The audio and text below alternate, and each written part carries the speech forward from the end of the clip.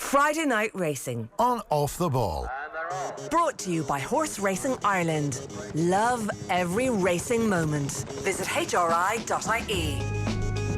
And you're very welcome along to this week's edition of Friday Night Racing. Friday Night Racing on Off the Ball is brought to you by Horse Racing Ireland. Love every racing moment.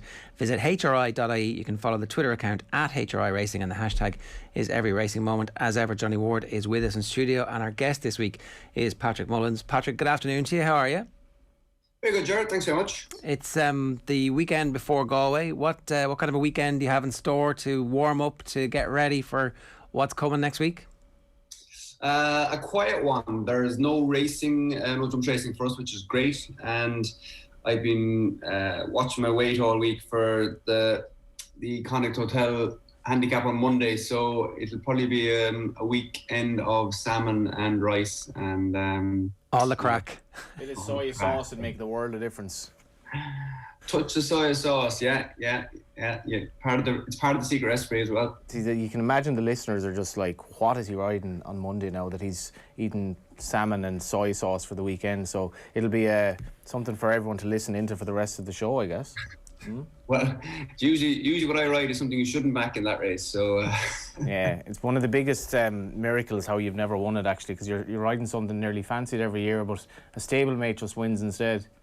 I know. I keep having that blasted Orban McMahon and Jody Townend coming down my outside. So anyway, if we keep throwing enough darts at it, maybe one of them will stick. Do you never get bored eating the salmon and the rice? Oh no, it's only for the. It's only on. It's not all the time. So, but no, it's fine. I like it because it's quite a square meal. So I know it fills me, and it's mentally as well as anything else. It's just. It keeps me sane. I meant, that was kind of standing. Are you okay with your diet normally then? You can kind of eat largely what you want?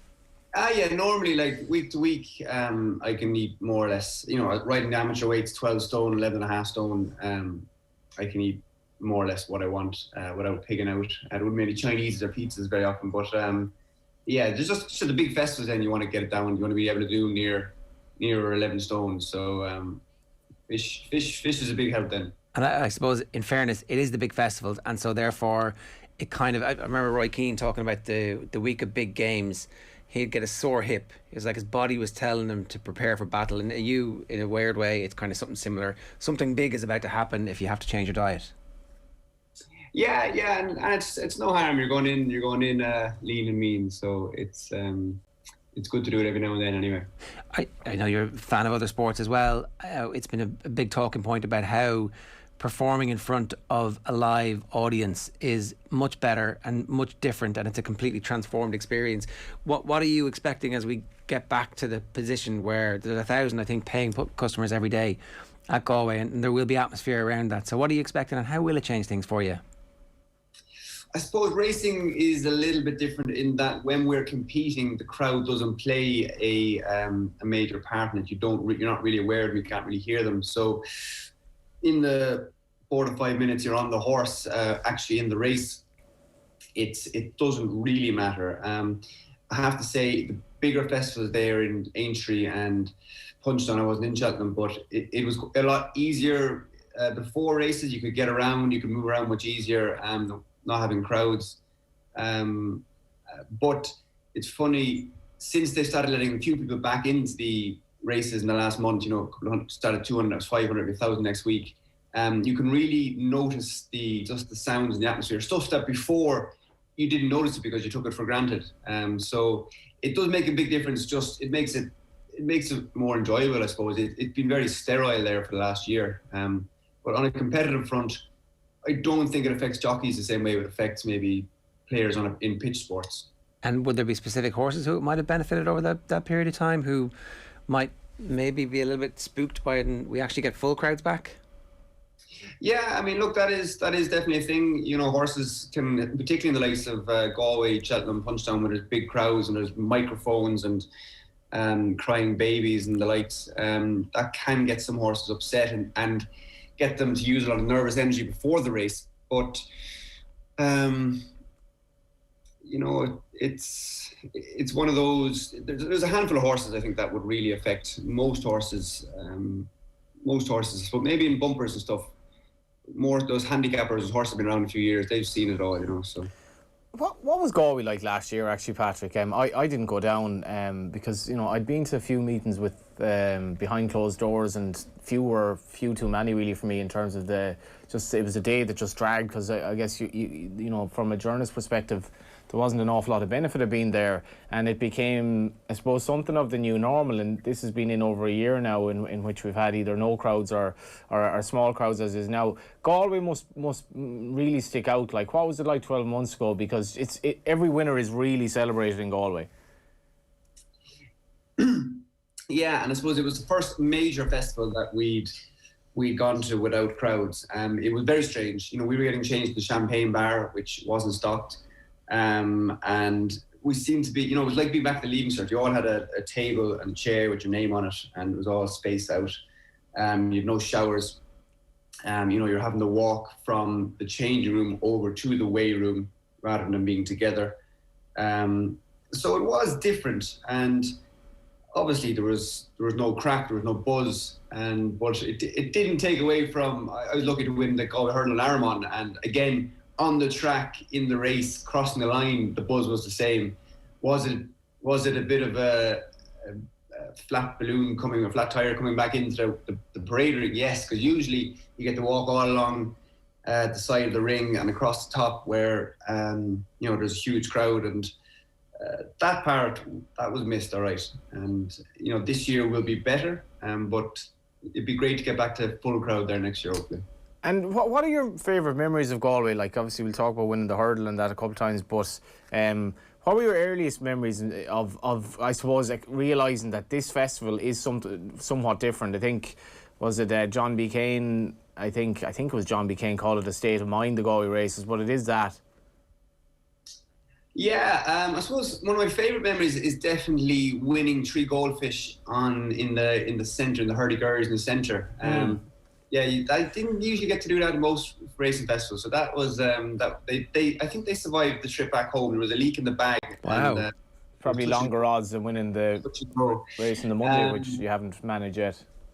Yeah, but it's and you know, it's I suppose I would have grown up Mystical City. David Casey won under those bright orange colours, and that was framed and stuck up on the wall at home. That was 96. I was only 6. I don't really remember the race, but I remember the excitement, and she was talked about for years afterwards. And we've been very lucky in the race in the last 5 or 6 years, but we had nothing for the 20 years before that. So, you know, on the Galway plate, the Galway hurdle, they're proper iconic races, even just because of their name. You know, the plate. There's you know, most things are the Gold Cup or the Champion Hurdle, and it's such a unique track as well. It's unlike any other track where we have those big festivals like Punchestown, Leopardstown, Fairyhouse. So it is completely unique in our country. Yeah. What's different about the track? Will you just explain a bit of that to us? Well, it's quite undulating. It's tight. Obviously, because it's in the summer, the ground is quite good. You have a lot of big fields because it's a festival. Because the ground is good, then no one wants to get caught wide. A lot of people then will want to get forward, and in order to get out of trouble. So the pace at the start of the race can be quite strong. A lot of jostling for position, and like I said, it's a smaller track than, say, Punchestown, Fairyhouse, Leopardstown, so the bends come up quicker, so you don't have as much time to get sorted before a bend comes up. Then the last half a mile, last 5 furlongs probably, you swing down past the castle, very tight bend, run steep downhill, which means that horses who, say, in Punchestown or Leopardstown will be backpedaling, they tend to keep going for a little bit longer in Galway because they can roll down the hill a bit. And then you start to turn, and the climb, it's, people talk about the Cheltenham Hill. I mean, the Galway Hill is 3 times the size of it, I think. And you're turning, you're rising. You have the horses in front are beginning to tire. So some people like to take a chance, go down the inside, but there's a lot of traffic there. If you sit and wait, you'll find people start fanning out, and you can suddenly be 8 or 10 wider on the home bend, and that's not where you want to be either. So the pace of the race in the first half a mile is very important. If it's a strong pace, you can sit back and the gaps will open because horses will tire. Or if they start getting racing, maybe crossing the road, which is about 7 furlongs out, 6 furlongs out maybe. But if which does happen quite a lot, the horses in front slow it up down the back straight. From 4 furlongs out to 2 furlongs out is just bumper cars. Everyone's trying to get into small gaps. There's horse going forward, sideways. You're turning, you're rising. Horses are getting unbalanced. Jockeys are getting anxious. It's a lot more hustle and bustle than the likes of Leopardstown, Fairyhouse, Punchdown, where those long straights and sweeping bends sort horses out a lot more. And in terms of like runners on the flat, and you look at Gavin Ryan the year that he had last year, and you see if a young jockey does well around Galway, it almost looks like as if it's kind of like, I don't know, we're talking about Dawson Devoy turn it on the European stage and for Bows. Does this mean if you can perform around Galway, because it's incredibly difficult for a flat jockey as well. I know we spoke about the race on the Monday, but like in terms of jostling for position and say in the 7 furlong to mile race, even the 1.5 mile races, like from your perspective from watching it and your experience of riding on the flat there, like it must, is there anything as tough as trying to win a handicap around Galway with a full field? You don't see the traffic congestion like that late on in a race like you do in Galway. Because the ground is good and horses roll on the hill, they get the 3 furlongs out, everything's still there. Whereas in a lot of places, and the straight is only about a furlong and 50, 100 yards by the time you're actually straight. So no, I don't think there's another. And like I said, that because it's a festival, there's large fields, lots of horses. I don't think you get that anywhere else. Just one point, when you were talking earlier on about walking in front of the crowd down to the parade ring, there's no sense of adrenaline that you get as a jockey from that either helps or hinders you in the race? Is there any aspect of that has been missing from everybody? I know it's the same for everybody, and so therefore it would have been the same impact on it, but is that something that has had an impact on jockeys' performances or even, I don't know, their ability in a race somehow? I suppose as an experienced jockey, you tend to, you've seen it, you tend to blank it out. Once you're on top of the horse, you might be nervous in the parade ring about something, but I find once you get on the horse, you're in your routine. Then you know what you're doing. You're checking your irons, checking your reins. You're running through your game plan. You're getting down to the start. So maybe for a younger jockey, perhaps, but I don't think there's been I don't think any jockey has performed particularly better or worse in the last year than they did massively before that. I mean, do you miss that part? Is that bit enjoyable where you're on a favourite, say, and it's the end of the day and the crowd is going completely mental beforehand, and you're like, yeah, this is what I want to be. This is why I've been eating salmon and rice for the last week. Yeah, it is. I mean, like you miss that. You do miss that just that buzz in the big festivals. When there's just floods of people. And going out on a favourite, that added little bit of pressure is good. That's what I think that's, if you're going out there on a 10 or 12 to 1 shot, not that it doesn't matter as much, but going out there on a favourite does sharpen the senses. Yeah. I get, like, do jockeys still let their hair down during Galway as well? Because I remember you'd go into the hole in the wall or whatever, and you go into various places, and you'd see a lot of certainly trainers around, because it's almost like it's almost like a working holiday. That it's such a social. I've seen trainers at the races having a good time along the years. Like, has that changed in your years? Like, or is it more professional now where you commute? Well, we would always go up and down every day because we're back right out in the morning. We stay up Saturday night, and we used to always have a good bit of crack Saturday night. And to be fair, Galway, we would know Galway as they breath test quite a lot, and we usually get drug tested up there as well. So there is quite strict, protocol is the right word, but deterrence, I suppose, to the old way. But we would usually go out Saturday night. I usually book a table in Curwin's Lane. A few of us have dinner there. We used to go to the hole in the wall. Probably grew out of that now, and I think it's closed. But yeah, it is good crack. You can have a bit of fun without painting the town completely red. But and Robbie McNamara now used to be able to do both. But Robbie was a Paul Carver type. There's very few of those. Yeah, and just actually to explain that, obviously, if you're to, I guess, to compare it to driving a car, like how many beers can you have in a night out if you're going to be worried the next morning? So like if you had 3 beers on the Saturday night, could you be breathalyzed and be over the limit to race the next day then? I I don't know the exact, but no, like you can go out and have a few drinks, and like you're not going to be riding until the afternoon. You know, you're not riding at 7 or 8 or 9 or 10 o'clock in the morning. So, you know, you can go out and enjoy yourself within reason. So not Paul Carberry then. What's your? Paul Carberry, I mean, Robbie Mack used to do. I used to be in awe of what Robbie Mack could do on how little sleep he could get for the week and still ride winners for sport up there. So he was one of a kind. What is your book of rides like then for the week? What are you looking forward to the most? I think I have a good book of rides. Obviously in the Connacht Hotel, the old GPT. Look, in the last 20 years, I think there's been one horse carried more than 11 stone 1 to win. So 11 stone 1 would be my minimum. So that's what I'm trying to look at, riding a horse down around that weight. There's 3 there at the moment: Exchange Rate, My Sister Sarah, and Hook Up are the 3 I'll be looking at. And I might have to do a pound or 2 over on 1 or 2 of them if I ride. But they're the 3. I like Exchange Rate. He's won there before. He's being competitive off a much higher mark than he is now. And like I said, course form is huge. So he's one I would quite like to ride. When does that decision get made? Tomorrow morning, and we have the top weight, so I'm kind of hoping Willie doesn't run the top weight, which brings the weights up a little bit for me in the middle. But it'll be tomorrow morning. Willie will make the declarations, and then you want to see what draw you get as well, before you decide which horse you're going to ride. You know, you don't want to be drawn out the car park. You probably don't want to be drawn 1 or 2 either. But why not 1 or 2? Well, if you do blow the start, you get stuck down the rail. You can do it, but if you need your horse to jump well, and then you need to go forward, your options are limited straight away. If you get stuck 6-7 down the rail, you're hoping someone gives you a gap. Whereas if you're a little bit wider, you can look for a gap in your outside and your inside.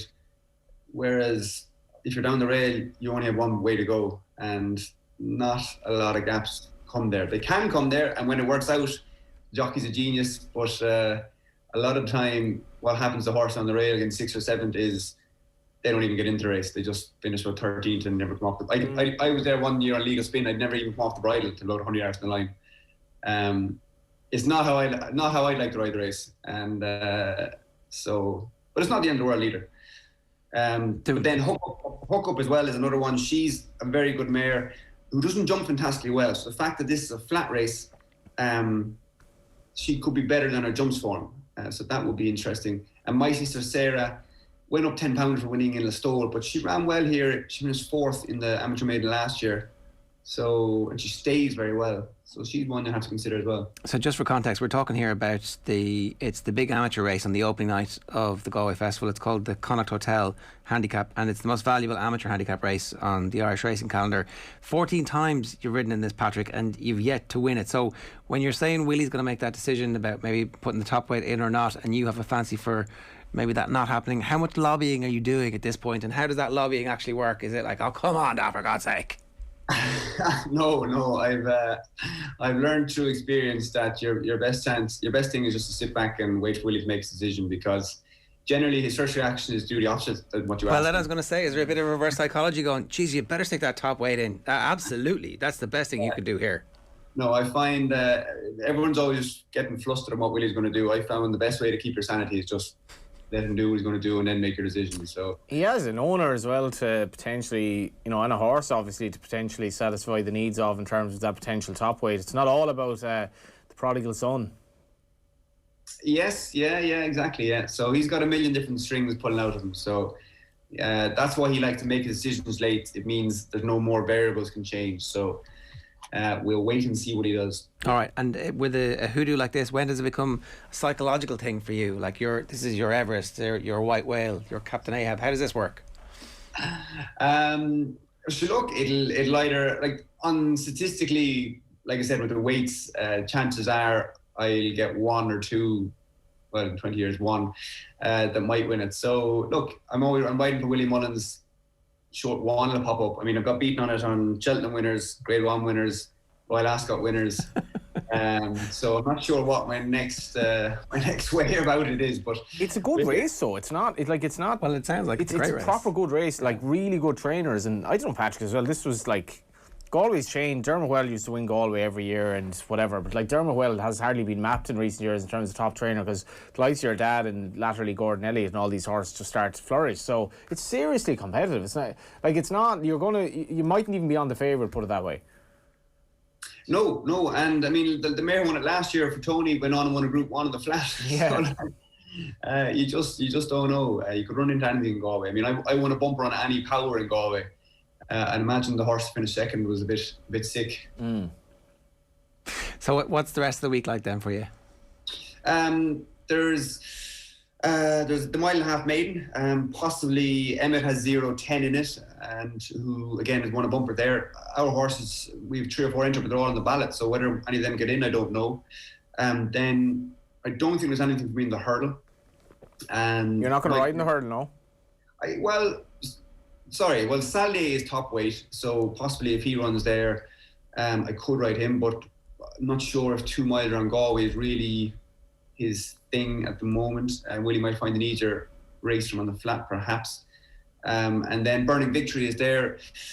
Again, she could be well handicapped. When she won the Triumph, I know she was gifted it when the horse fell, Moore's horse.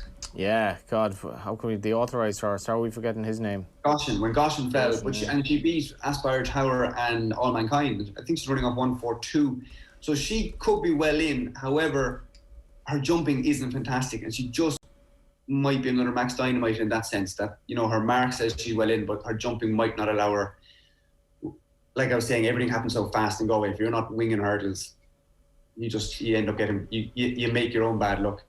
And then Ciel and Edge there as well. He was second Punchdown. He's one of JP's, so he would have a good squeak now. I'm very well in Punchdown. He's always been placed in these big handicaps. He probably doesn't have enough up his sleeve to win it, but he'll run well.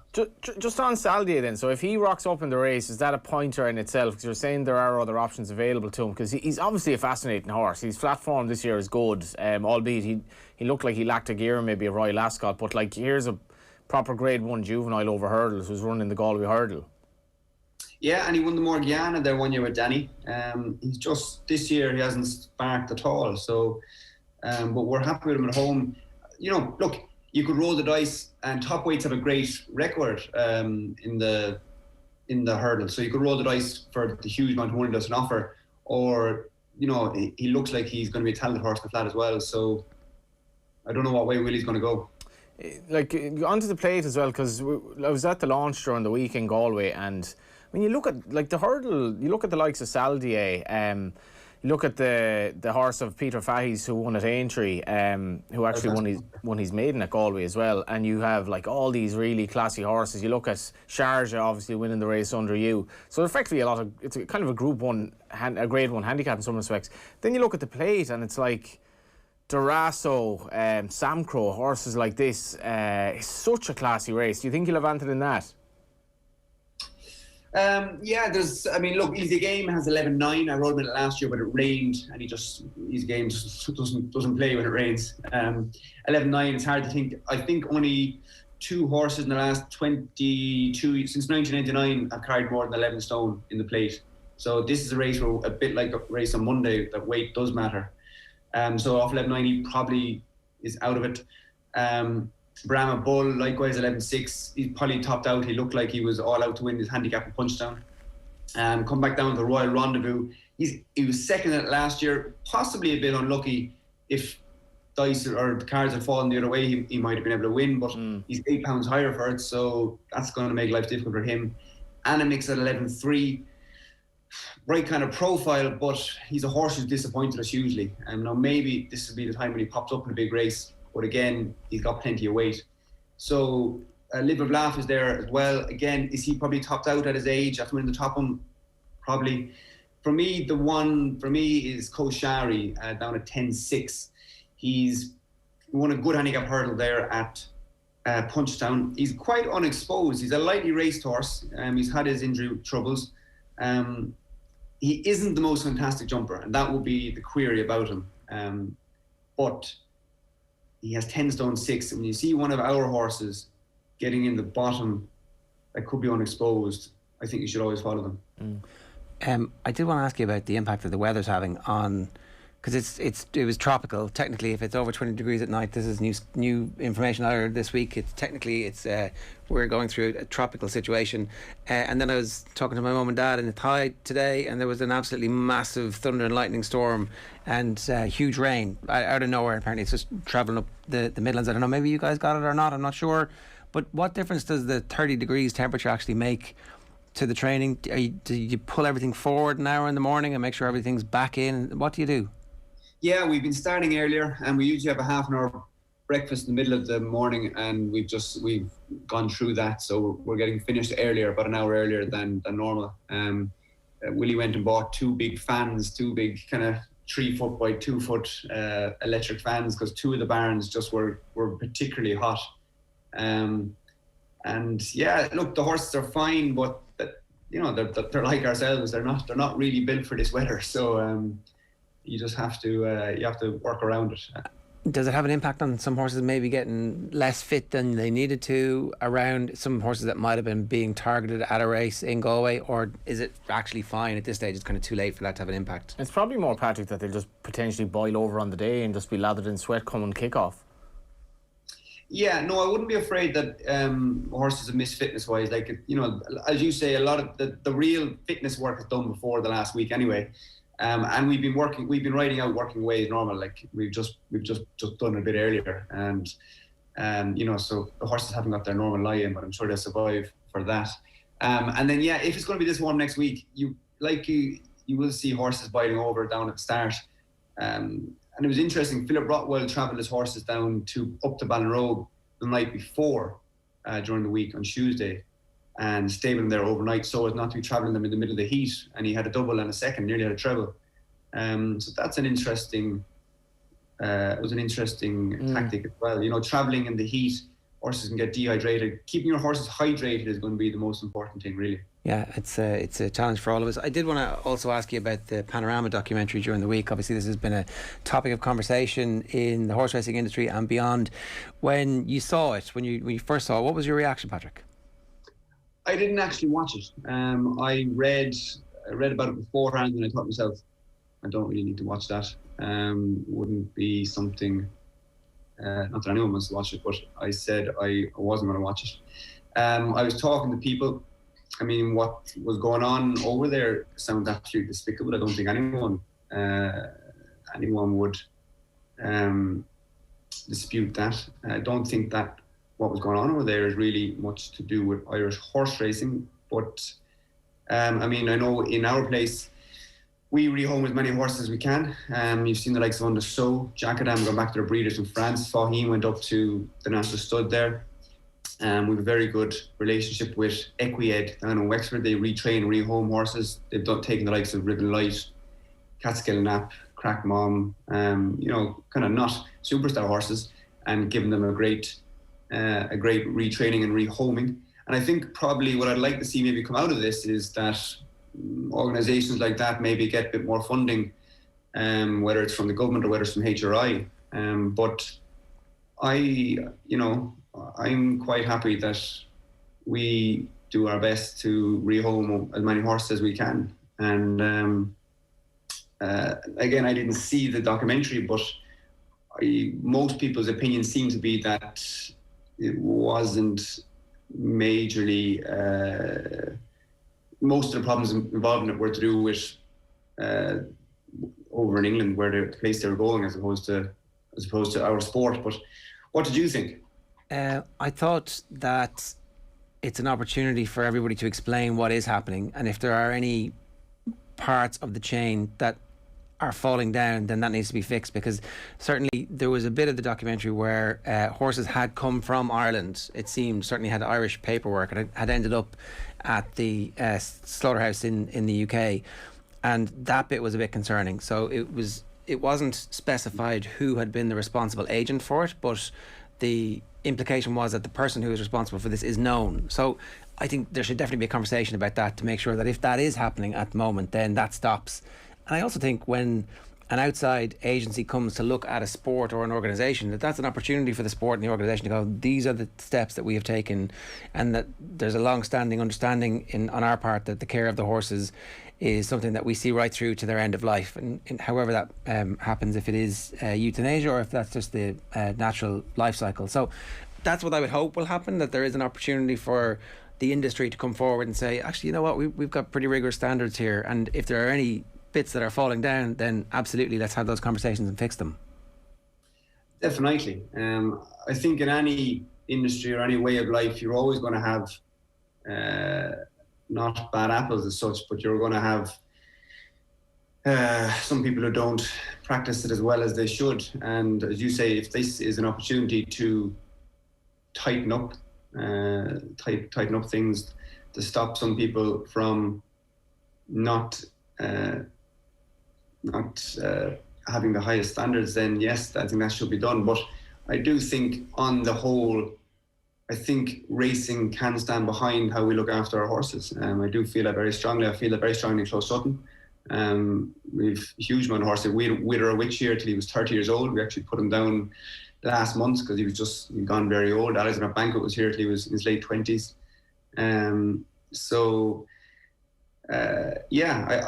I think the industry and I think the sport can stand behind it, but I think there's always room for improvement, and I do think probably more funding should go towards organisations that can retrain and rehome racehorses. I think that is probably something that needs to improve going forward. Good stuff. Patrick, thanks a million. Best of luck next week. Great. Thanks very much. So Patrick Mullins gave us his thoughts there on Galway. Coming up next week, a reminder, Friday Night Racing is brought to you by Horse Racing Ireland. Johnny, any thoughts on any of that? Yeah, I think both you spoke well there. We had Susie Barkley on last week about the rehoming of horses. The funding for the rehoming is something that probably should be debated, because, if you are an owner, and for a lot of owners won't have land, so they won't really have the means to look after the horse. But when the trainer is finished with the horse, it's not his or her responsibility to then look after the horse because you own the horse. So there comes a point where the horse can no longer fulfil his or her role in terms of training, and then you're left with the choice, well, what do I do here? And to keep a horse on grass, from my experience, costs roughly 300 quid a month. So it's a lot of money, really, 300 quid a month, which a lot of people wouldn't have. So then you have to kind of rehome the horse. And I didn't, as we explained last week, I wasn't really all that au fait with this rehoming system that Susie Barkley spoke about. But a bit like the greyhound industry now, the greyhound industry has gone on this systematic rehoming of greyhounds to make them into pets, and apparently greyhounds are incredibly sought after pets. You can see, if you look for a pet dog now from the relevant charities, it's not easy at all. They're in such demand, and seemingly, it's counterintuitive, but greyhounds actually just like lying about all day, and they're great pets. They're very, very placid and so forth. But so that's the greyhound industry. But in terms of racing, I think the rehoming, it's actually a beautiful aspect to the story of the horse, in that I think people are very soppy around animals, and if they see a horse who was they may have backed in a race or they were fond of at the racetrack, and they're able to track that horse online in terms of what he or she does into the 20s of his or her life and so forth, I think there's actually scope to have a racehorse might race for 2 years, but it's lovely to see what happens to racehorses afterwards. So I think the issue of rehoming has come to the fore a lot more, and horses are put down, they are euthanized, and I don't think Panorama, in fairness, had an issue per se with that, and that wasn't the stated narrative. It was more that some of the actual scenes of the slaughter of the horses were obviously horrific and grotesque, and nobody's going to argue with that. There's one thing, a horse being put down and so forth, or euthanized, but no horse should be in agony. And I made this point myself. If you look after racehorses, and you're in the stable with a horse can effectively kill you with one kick to the head. The horses have way more power in their body than humans. But horses and humans have a great relationship. Horses love the care that they're given, and it doesn't happen. You obviously get highly strung horses, but the horses are very happy in racing and in training. And obviously it's essential that we look after them afterwards as well and talk about this. Let's not bury our head in the sand, because horses sometimes are put down after their careers are over. I think that was the other side. It's just having those conversations in public is actually no harm to give people confidence that this is being looked after. This is something that's been thought about. So, for sure. I did want to mention something else that has come across our radar. We've been contacted on Twitter a couple of times this week, and you brought it to our attention as well. Johnny Hassett, who is a well-known, hugely popular and respected breeze-up consignor, is currently undergoing life-saving treatment for cancer in Germany. His friends and colleagues in the breeze-up community are raising money to help pay for his treatment.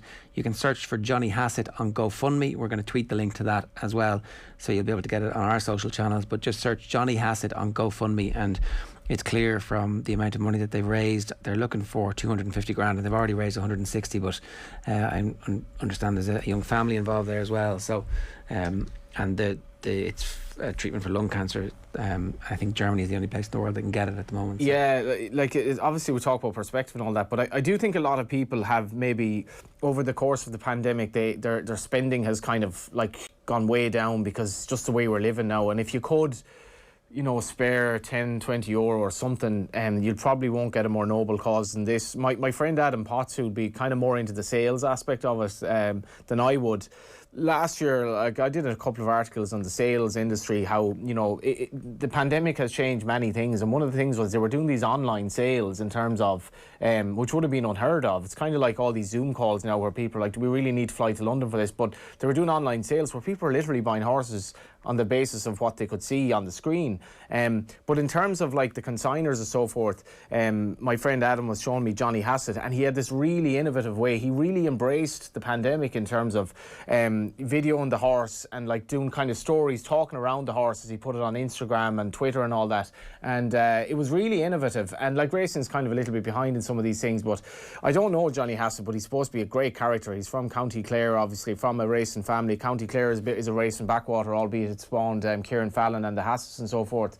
But I was shocked when I heard this because, he's a young man, lung cancer, so any help at all, 250 grand. The racing industry came together in a way that I think, we can be so proud of with the Pat Mullins pancreatic cancer fundraiser, which raised millions. And in this instance, I think Pat was conscious of the fact that, he was going to die, but it could help fund looking into pancreatic cancer, and that was Pat did that in a selfless way, but with this you could help possibly save his life. Okay, a reminder, of course, Friday Night Racing and Off the Ball is brought to you by Horse Racing Ireland. Love every racing moment. Visit hri.ie. We'll talk about the racing at the weekend now, actually.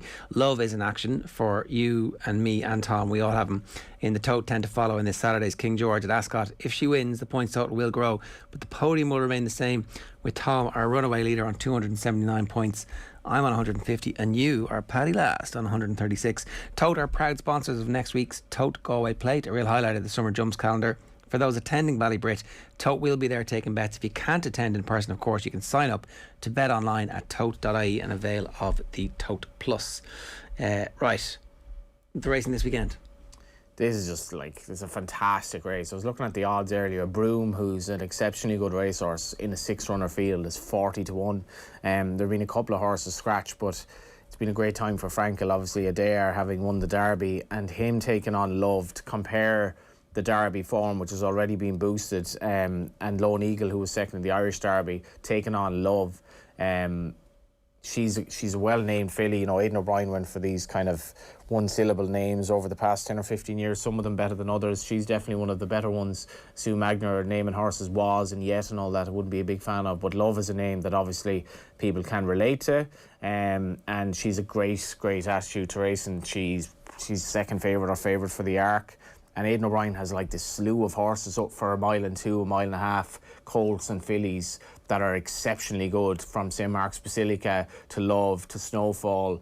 He's just landed on these horses whilst Galileo has passed away, and I think the race will be set up for her. I think she'll win. I think she's actually a great bet at 6 to 4. Okay, so Love 6 to 4, Adair around 9 to 4, Lone Eagle at 5 to 1, Wonderful Tonight 6 to 1, Mischief 9 to 1, and Broome is, what did you say? He's 28-40 to 1. Yeah. Love's Victory Royal Ascot was it's if you wanted to be, I guess if you wanted to be given a crash course in racing, she was running over an inadequate trip. It was her first run of the year, yet Ryan Moore got out in front. So there are so many problems there in that I don't want to go too slow, I don't want to go too fast. I don't want to be done for speed, but I'm conscious that she's having her first run. And it was just an amazing race to watch because she was under pressure, but by the end, it's kind of like an optimum pace in maybe a 5,000 metre race. If you kind of go too early, you're going to get shot, even if you might want 10,000 metres ideally. And coming up to this trip will be far better for her. I think she'll win. She's just outstanding.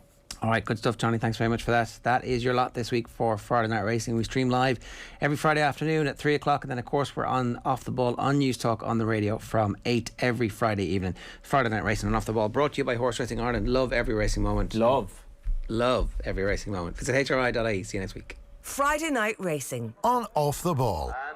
Brought to you by Horse Racing Ireland. Love every racing moment. Visit hri.ie.